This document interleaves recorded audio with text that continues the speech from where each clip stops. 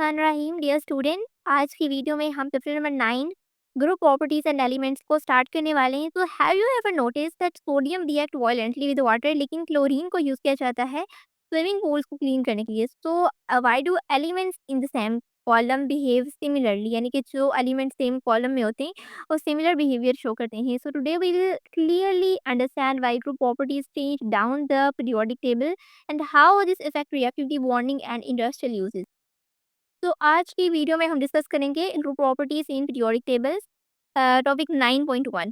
सो elements जो कि same group के अंदर होते हैं ना, वो सिमिलर केमिकल प्रॉपर्टीज शो करते हैं, क्योंकि उनमें ना जो वैलेंस इलेक्ट्रॉन्स होते हैं ना वो सिमिलर होते हैं। Same number of valence electrons होते हैं, यानी कि जो उनका आउटर शेल होता है ना उसमें इलेक्ट्रॉन्स की अमाउंट सेम होती है। सो दैट्स वाई प्रॉपर्टीज जो है ना उनमें स्लाइड सा चेंज आता है down the group due to the increase atomic size. जैसे जैसे डाउन द ग्रुप मूव करते हैं ना तो एटॉमिक साइज में चेंज आता है। तो प्रॉपर्टीज़ में भी ना चेंज आता है। तो down the group atomic size बढ़ता है तो स्लाइटली चेंज आ जाता है उनकी प्रॉपर्टीज़ में भी। तो ग्रुप 1 के अंदर जो एलिमेंट्स होते हैं ना उनको अल्कली मेटल्स कहते हैं। और अल्कली मेटल्स के अंदर ना lithium, sodium, potassium, rubidium, caesium, ये सारे एलिमेंट्स ग्रुप 1 के अंदर इंक्लूडेड हैं। तो ग्रुप 1 के जो एलिमेंट्स होते हैं ना उनकी जो आउटर शेल इलेक्ट्रॉनिक कॉन्फ़िगरेशन होती है ना वो सिमिलर होती है, यानी कि उनके आउटर शेल में जस्ट एक इलेक्ट्रॉन होता है और they contain one valence electron. So because chemical reaction जो है ना मेनली इन्वॉल्व आउटर इलेक्ट्रॉन, यानी जब भी केमिकल रिएक्शन हो रहा है ना तो उसमें आउटर इलेक्ट्रॉन्स ही इन्वॉल्व होते हैं। और having one electron in the outer most shell make them all chemically similar, यानी कि सब के आउटर मोस्ट शेल में अगर एक ही इलेक्ट्रॉन है तो इन इसमें क्या हो रहा है कि जो केमिकल रिएक्शंस है ना, केमिकल प्रॉपर्टीज हैं वो कहीं ना कहीं सिमिलर हो जाती हैं। तो नेचर होती है एलिमेंट्स की कि इनको हम अल्कलाई मेटल्स कहते हैं। ये बहुत ज़्यादा सॉफ्ट मेटल्स होते हैं, ये बहुत ज़्यादा हाईली रिएक्टिव होते हैं, यानी कि एक इलेक्ट्रॉन है तो वो बहुत जल्दी ये लूज़ या गैन कर लेते हैं, तो इनमें रिएक्शन बहुत ज़्यादा जल्दी होता है। और ये स्टोर होते हैं ऑयल्स के अंदर to prevent reaction with air, यानी कि ऑयल्स के अंदर इनको स्टोर किया जाता है ताकि ये एयर के साथ रिएक्शन ना कर सके। और हाइड्रोजन को भी ग्रुप 1 के अंदर ही रखा जाता है, लेकिन ये एक नॉन मेटल होता है, हाइड्रोजन एक मेटल नहीं है।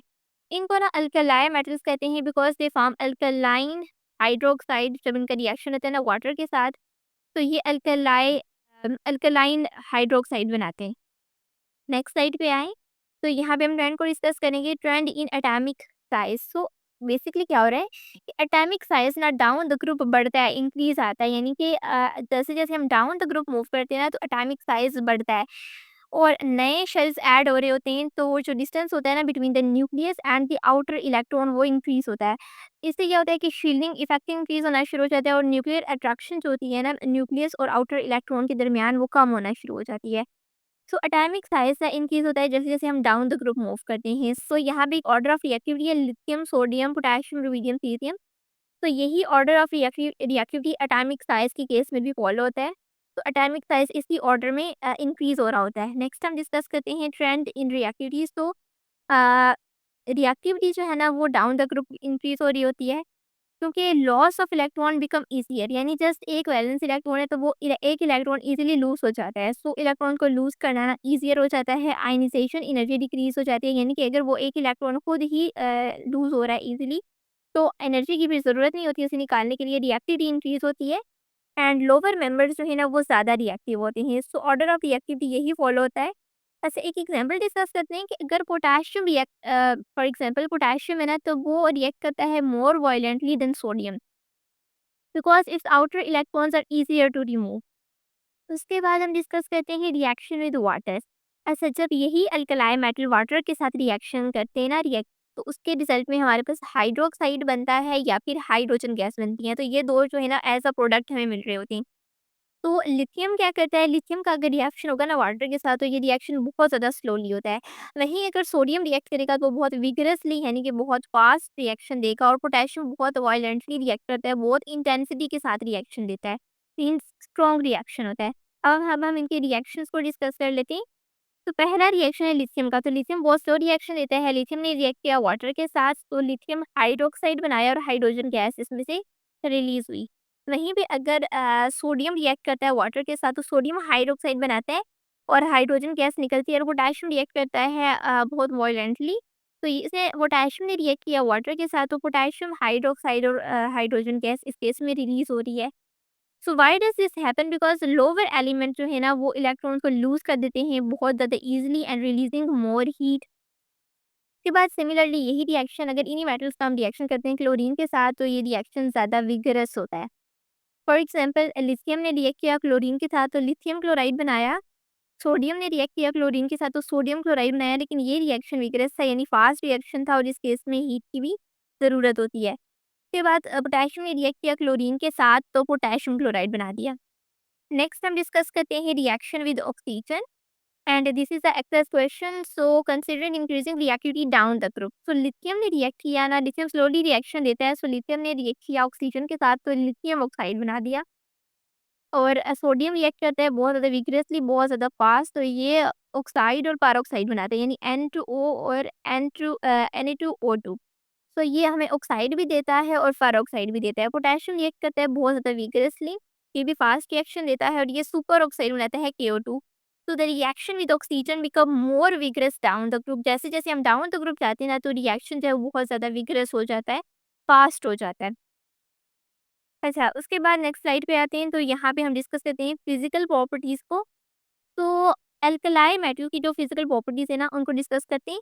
सो एटॉमिक साइज़ ना डाउन द ग्रुप बढ़ता है, यानी जैसे-जैसे डाउन द ग्रुप मूव करते हैं ना तो एटॉमिक साइज़ ना अल्कली मेटल्स का बढ़ता है और मेटालिक कैरेक्टर भी डाउन द ग्रुप इंक्रीज़ होता है बिकॉज़ ये मेटल्स होते हैं तो मेटालिक कैरेक्टर इंक्रीज़ होता है। मेल्टिंग पॉइंट डिक्रीज़ होता है down the group due to the weak metallic bonding की वजह से मेटालिक कैरेक्टर डिक्रीज़ हो जाता है। डेंसिटी इंक्रीज़ होती है डाउन द ग्रुप, जैसे-जैसे हम डाउन द ग्रुप मूव करते हैं तो डेंसिटी बढ़ती है। सॉफ्टनेस जो है ना वो भी down the group softness increase होती है यानी कि मेटल्स और ज़्यादा सॉफ्ट होना शुरू हो जाते हैं। और इम्पोर्टेंट इन्फॉर्मेशन कि जो लिथियम, सोडियम और पोटेशियम है ना ये वाटर से लाइटर होते हैं। तो ये क्या करते हैं, ये फ्लोट करते हैं, वाटर के ऊपर तैरते रहते हैं। लेकिन रुबिडियम जो है वो सिंक कर जाता है वाटर के अंदर क्योंकि वो हैवियर होता है। तो caesium is float on contact with water. अच्छा, नेक्स्ट स्लाइड पे यहाँ पे हम टेबल डिस्कस करते हैं।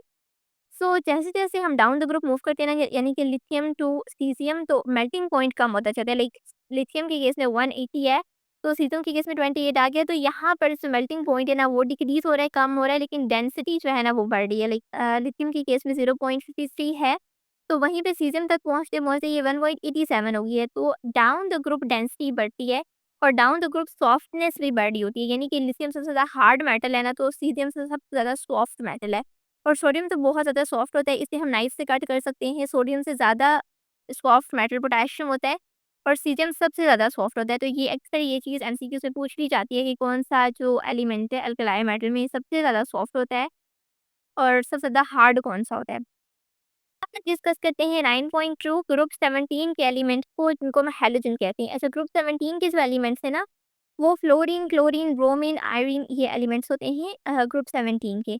तो ग्रुप 17 के जो एलिमेंट हैं ये NS2 NP5, तो ये कॉन्फ़िगरेशन शो करते हैं यानी कि इनके पास ना 7 वैलेंस इलेक्ट्रॉन होते हैं। आउटर मोस्ट शेल में इनके पास 7 इलेक्ट्रॉन्स होते हैं, 7 वैलेंस इलेक्ट्रॉन्स होते हैं। अब क्या होता है कि इन्हें ना जस्ट 1 इलेक्ट्रॉन चाहिए होता है ताकि ये अपना ऑक्टेट जो है ना वो कंप्लीट कर सकें। दैट्स व्हाई ये बहुत ज़्यादा रिएक्टिव होते हैं और ये नॉन मेटल्स होते हैं। उसके बाद इन एलिमेंट्स की नेचर क्या होती है कि ये इलेक्ट्रोनेगेटिव नॉन मेटल्स होते हैं। इलेक्ट्रोनेगेटिव होते हैं यानी कि ये इलेक्ट्रॉन्स को अपनी तरफ खींचते हैं, पुल करते हैं और ये डाई एटॉमिक फॉर्म में एग्जिस्ट करते हैं यानी कि Cl2 या Pr2I2 की फॉर्म में ये एग्जिस्ट करते हैं और ये बहुत ज़्यादा रिएक्टिव होते हैं क्योंकि इन्हें जस्ट एक इलेक्ट्रॉन चाहिए होता है, तो ये किसी मेटल के साथ रिएक्ट करके उससे वो इलेक्ट्रॉन ले लेते हैं। टर्न को डिस्कस करें तो एटॉमिक रेडियस जो है ना वो डाउन द ग्रुप इंक्रीज होता है। Atomic radius increase down the group because नए शेल ऐड हो रहे होते हैं, नंबर ऑफ शेल जो है वो इंक्रीज होते हैं, तो इस वजह से एटॉमिक रेडियस जो है वो भी इंक्रीज हो रहा होता है। और रिएक्टिविटी ट्रेंड को डिस्कस करें तो रिएक्टिविटी भी डाउन द ग्रुप डिक्रीज होती है, डाउन द ग्रुप डिक्रीज होती है, ability to gain electron decreases. अच्छा, अनलाइक मेटल्स रिएक्टिविटी जो है ना वो डिक्रीज होती है डाउन द ग्रुप। मेटल्स से अल्कली मेटल्स के केस में क्या था कि रिएक्टिविटी इंक्रीज हो रही थी, लेकिन यहाँ पे हैलोजेंस के केस में क्या है कि रिएक्टिविटी कम होती जा रही है because larger atoms attract incoming electron less strongly. यानी कि अगर लार्जर एटम है ना, एटम बड़ा है तो वो इलेक्ट्रॉन को ना लेस स्ट्रांगली अपनी तरफ अट्रैक्ट करेगा। ऑर्डर के अकॉर्डिंग रिएक्टिविटी जो है वो इंक्रीज होती है। फ्लोरीन सबसे ज़्यादा रिएक्टिव होता है और आयोडीन सबसे कम रिएक्टिव होता है। यहाँ पे हम डिस्कस करते हैं फिजिकल स्टेट को और कलर्स को। तो फ्लोरीन क्या है, ये गैस की फॉर्म में एग्जिस्ट करती है और इसका पेल येलो कलर होता है। क्लोरीन जो है वो ग्रीनिश कलर की गैस होती है, ग्रीनिश येलो कलर की गैस होती है, और ब्रोमीन रेड ब्राउन लिक्विड होता है। ब्रोमीन यहाँ पर लिक्विड में एग्ज़िस्ट करता है, और आयोडीन जो है वो सॉलिड की फॉर्म में एग्ज़िस्ट करता है, शाइनी ग्रे सॉलिड होता है, और ये पर्पल वेपर्स ऑन हीटिंग, यानी कि जब हम उसको हीट करेंगे तो पर्पल कलर के वेपर्स भी देता है। तो ये जो है ना, इनकी स्टेट फिज़िकल स्टेट और कलर अक्सर एमसीक्यूज़ में पूछ लिया जाता है, तो ये मस्ट याद रखना। उसके बाद मेल्टिंग एंड बॉइलिंग पॉइंट को डिस्कस करते हैं। मेल्टिंग एंड बॉइलिंग पॉइंट क्या होता है कि ये डाउन द ग्रुप इंक्रीज़ होता है। मेल्टिंग पॉइंट भी और बॉइलिंग पॉइंट भी बढ़ता है down the group due to the stronger intermolecular forces. अच्छा, स्ट्रॉन्ग इंटरमॉलिक्यूलर फोर्सेस जो है ना, वो स्ट्रॉन्ग होती जाती हैं down the group in the heavier molecules. Heavier molecules के अंदर जो इंटरमॉलिक्यूलर फोर्सेस, यानी कि जो मॉलिक्यूल के अंदर फोर्सेस होती हैं ना, वो स्ट्रॉन्ग हो जाती हैं। सो दैट्स व्हाई मेल्टिंग और बॉइलिंग पॉइंट दोनों इंक्रीज़ करते हैं। अच्छा, जब किसी भी हैलोजन का रिएक्शन होता है ना किसी अल्कलाई या अल्कलाइन अर्थ मेटल के साथ, तो वो साल्ट बनाता है। यानी हैलोजेंस रिएक्ट करते हैं मेटल के साथ, और फिर उसके रिजल्ट में हमारे पास साल्ट बनता है। सो दैट्स व्हाई हम इनको हैलोजन कहते हैं, साल्ट फॉर्मर यानी साल्ट बनाने वाले।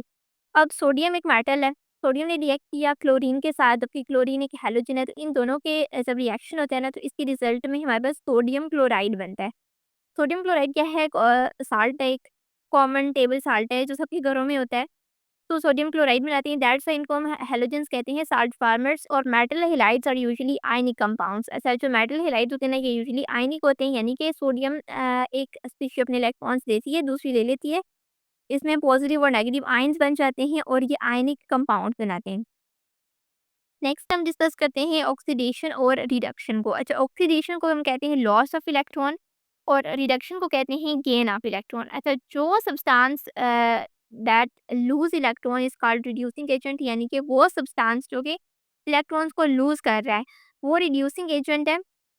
और वो सब्सटेंस जो इलेक्ट्रॉन्स को गेन कर रहा है ना, वो ऑक्सीडाइजिंग एजेंट है। अब सोडियम ने अपना इलेक्ट्रॉन दे दिया, तो सोडियम पॉजिटिव उसके ऊपर चार्ज आ गया और इलेक्ट्रॉन निकल गया। वहीं वो इलेक्ट्रॉन क्लोरीन ने ले लिया, तो क्लोरीन के ऊपर नेगेटिव चार्ज आ गया। तो यहाँ पे क्या है कि ऑक्सीडेशन एक ऐसा प्रोसेस है जिसमें इलेक्ट्रॉन्स को लॉस हो रहा होता है। लेकिन जो सब्सटेंस इलेक्ट्रॉन्स को लॉस करता है ना, वो रिड्यूसिंग एजेंट होता है। और रिडक्शन एक ऐसा प्रोसेस है जिसमें सब्सटेंस गेन हो रहे होते हैं, लेकिन जो सब्सटेंस इलेक्ट्रॉन्स को गेन करता है ना, वो ऑक्सीडाइजिंग एजेंट होता है। तो ये ऑपोजिट होते हैं, ये आप याद रखिएगा। सो ऑक्सीडेशन रिडक्शन रिएक्शंस को हम रिडॉक्स रिएक्शन कहते हैं।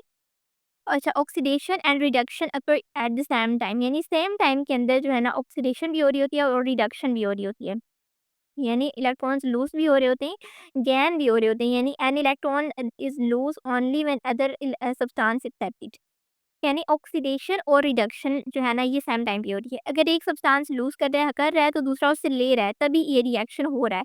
सो ऑक्सीडेशन और रिडक्शन दोनों सेम टाइम पे एक साथ हो रही होती हैं। नेक्स्ट हम डिस्कस करते हैं ऑक्सीडाइजिंग पावर ऑफ हेलोजेंस। अच्छा, halogens are oxidising agents. Halogens oxidising agents होते हैं, और trend in oxidising ability, halogens act करते हैं ऑक्सीडाइजिंग एजेंट के तौर पे। और their oxidising power decreases down the group, यानी जैसे जैसे ये डाउन द ग्रुप जाते हैं ना, तो ये ऑक्सीडाइजिंग एजेंट जो इनकी ऑक्सीडाइजिंग पावर होती है ना, वो डिक्रीज होती है, कम होना शुरू हो जाती है। So this is the order of oxidising power. Chlorine, bromine, and iodine. A halogen with higher oxidizing power can displace a less reactive halogen from its compound. अच्छा, डिस्प्लेसमेंट रिएक्शन को नेक्स्ट डिस्कस करते हैं। तो इसमें क्या हो रहा है कि जो क्लोरीन है ना, उसने रिएक्ट किया सोडियम ब्रोमाइड के साथ, NaDr के साथ। इसके रिजल्ट में से सोडियम क्लोराइड बनाया, और ब्रोमीन यहाँ पर रिप्लेस हो गया, निकल गया।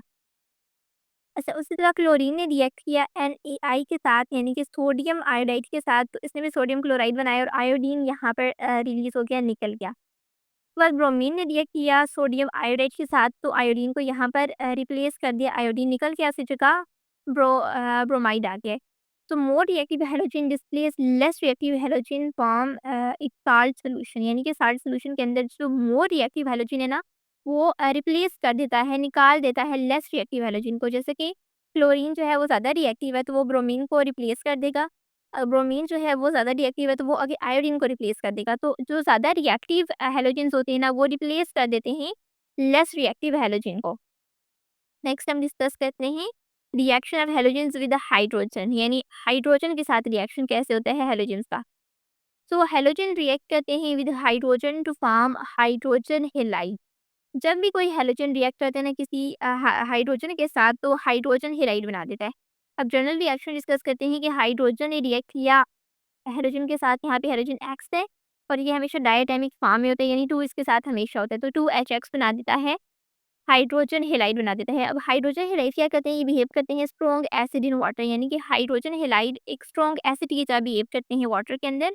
और फिजिकल स्टेट होती है अब हाइड्रोजन हैलाइड क्या होती है कि जितने भी हाइड्रोजन हैलाइड होते हैं ना वो गैसेस होते हैं रूम टेम्परेचर पे वो गैस की फॉर्म में होते हैं एक्सेप्ट एच हाइड्रोजन फ्लोराइड के अलावा ना बाकी सारे के सारे जो हाइड्रोजन हैलाइड्स होते हैं ना वो गैस की फॉर्म में होते हैं रूम टेम्परेचर पे। लेकिन एचएफ क्या करता है, ये लिक्विड की फॉर्म में होता है।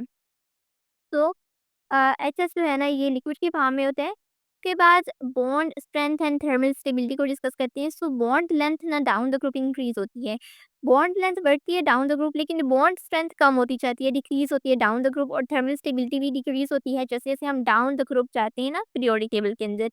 तो order of the bond strength hydrogen fluoride के केस में सबसे ज़्यादा होती है, then fluoride, then bromide, then iodide. So weaker bond required less energy to break, अगर बॉन्ड वीक है तो उसे कम एनर्जी चाहिए होती है ब्रेक होने के लिए, लेकिन फ्लोरीन जो है वो सबसे ज़्यादा स्ट्रॉन्ग होता है, दैट्स व्हाई इसे ज़्यादा एनर्जी चाहिए होती है। So that's why bond strength order hydrogen fluoride के केस में ज़्यादा होता है। Bond strength decreases down the group, तो थर्मल स्टेबिलिटी आल्सो डिक्रीजेस। उसके बाद डिस्कस करते हैं क्वेश्चन को कि how do halogen react with the water. तो हैलोजन रिएक्ट करते हैं वाटर के साथ और उसके रिजल्ट में हाइड्रोहेलिक एसिड बनाते हैं यानी HX, और हाइपोहेलिक एसिड बनाते हैं HOX। तो क्लोरीन रिएक्ट करता है वाटर के साथ as a bleaching agent and disinfectant in swimming pools are sterilized using chlorine। तो क्लोरीन ने रिएक्ट किया वाटर के साथ तो HCl बनाया और HOCl बनाया। सो क्लोरीन वाटर के साथ एक्ट करता है as a bleaching agent and disinfectant. तो स्लाइड पे कि जो वाटर होता है ना स्विमिंग पूल्स के अंदर उसको स्टेरिलाइज किया जाता है यूजिंग क्लोरीन। अच्छा, नेक्स्ट हम 9.3 पर आते हैं। तो group properties of transition metal, transition elements. तो ग्रुप 3 टू 12 जो एलिमेंट्स होते हैं ना उनको हम कहते हैं ये ट्रांजिशन मेटल्स होते हैं, ट्रांजिशन एलिमेंट्स होते हैं। So elements in the centre of periodic table are called transition elements और डी ब्लॉक एलिमेंट, यानी वो एलिमेंट्स जो कि पीरियोडिक पीरियोडिक टेबल के बिल्कुल सेंटर में ही, उन्हें हम डी ब्लॉक कहते हैं या ट्रांजिशन एलिमेंट्स कहते हैं। सो जनरल कैरेक्टरिस्टिक्स क्या होती हैं कि मेटल्स विद सिमिलर प्रॉपर्टीज, ऐसे मेटल्स ये भी ट्रांजिशन मेटल्स होते हैं। तो ये हार्ड और स्ट्रॉन्ग होते हैं, डेंसिटी जो है वो ज़्यादा होती है, डेंस होते हैं, मेल्टिंग पॉइंट और बॉइलिंग पॉइंट हाई होता है, शो वेरिएबल ऑक्सीडेशन स्टेट यानी डिफरेंट ऑक्सीडेशन स्टेट शो कर सकते हैं, कलर कंपाउंड बनाते हैं और मोलेक्युलर एंड डक्टाइल होते हैं, good conductors of heat and electricity होते हैं। फॉर एग्जाम्पल कॉपर है ना, तो कॉपर 2+ की ऑक्सीडेशन स्टेट में ब्लू कलर के सोल्यूशन बनाता है।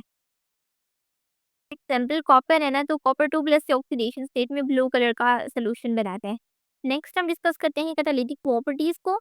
तो transition metals and their compound act as a catalyst in many reaction, यानी कि ट्रांजिशन मेटल्स ना एज अ कैटलिस्ट एक्ट करते हैं। तो they can change oxidation state, ये ऑक्सीडेशन स्टेट को चेंज कर सकते हैं। They provide surface for reaction and they absorb reactants. They absorb substances on their surface and active them. Next हम हेवर process को डिस्कस करते हैं, मैन्युफैक्चरिंग ऑफ अमोनिया। सो इसमें जो आयरन है ना वो यूज़ होता है एज अ कैटलिस्ट, यानी नाइट्रोजन के साथ हाइड्रोजन ने रिएक्ट किया तो अमोनिया बना दिया। So ammonia is use to prepare urea fertiliser, urea fertiliser बनाने के लिए अमोनिया यूज़ किया जाता है। और इसमें आयरन जो है ना वो एक कैटलिस्ट के तौर पे यूज़ किया जाता है, और आयरन जो है वो डी ब्लॉक मेटल्स के अंदर आते हैं। So contact process manufacturing of sulphuric acid. तो previously platinum was used as a catalyst, platinum को कैटलिस्ट के तौर पे यूज़ किया गया था, लेकिन now vanadium pentoxide V2O3 is preferred, यानी V2O5 भी यूज़ किया जा सकता है बनाने के लिए सल्फ्यूरिक एसिड को। सल्फर डाइऑक्साइड ने ऑक्सीजन के साथ रिएक्ट किया तो सल्फर ट्राइऑक्साइड बना दिया, और सल्फर ट्राइऑक्साइड ने वाटर के साथ रिएक्ट किया तो हाई सल्फ्यूरिक एसिड बना दिया H2SO4। तो इसमें क्या होता है कि वेनेडियम पेंटॉक्साइड भी कैटलिस्ट के तौर पे यूज़ हो सकता है सल्फ्यूरिक एसिड बनाने के लिए। नेक्स्ट हम आते हैं कैटालिटिक कन्वर्टर के। तो कैटालिटिक कन्वर्टर क्या होता है, एक डिवाइस होती है जो कि यूज़ की जाती है ऑटोमोबाइल्स के अंदर to convert harmful gases into the less harmful gases. यानी कि कार्स वगैरह के अंदर या फिर ऑटोमोबाइल्स के अंदर एक डिवाइस होती है जिसको हम कैटालिटिक कन्वर्टर कहते हैं। ये क्या कहती है कि जो हार्मफुल गैसेज़ होती हैं ना, उनको लेस हार्मफुल में चेंज करके फिर एनवायरनमेंट में रिलीज़ करती है। सो कैटलिस्ट यूज़ की जाती है प्लैटिनम, प्लैटिनम, रोहोनियम, ये तीनों कैटलिस्ट यूज़ किए जाते हैं इस केस में। क्या हाइड्रोजनेशन ऑफ ऑयल्स, तो निकल एक कैटलिस्ट है जो कि यूज़ किया जाता है हाइड्रोजनेशन ऑफ ऑयल्स के अंदर, यानी ये कन्वर्ट कर देता है वेजिटेबल ऑयल्स को सॉलिड मर्क्यूरेन के अंदर। एंड इसमें कैटलिस्ट जो है वो निकल यूज़ होता है और make oil solid and increase shelf life. अच्छा, उसके बाद हम एक और चीज़ डिस्कस करते हैं। सो ट्रांजिशन मेटल्स के अंदर ना हाई टेंसाइल स्ट्रेंथ होती है। Tensile transition metals have high tensile strength, it means they can resist pulling force without breaking. Tensile strength means जो कि एबिलिटी होती है to withstand pulling force without breaking. Like example एक देख लेते हैं आयरन की। So iron is used in the construction because it is strong. तो डियर स्टूडेंट्स, यहीं तक था आज का लेक्चर। मिलते हैं नेक्स्ट वीडियो में और उसमें हम बाकी रिमेनिंग टॉपिक इस चैप्टर की डिस्कस करेंगे। अगर आपको आज की वीडियो में कुछ भी समझ ना आए तो आप पूछ सकते हैं। मिलते हैं नेक्स्ट वीडियो में, तब तक के लिए अल्लाह।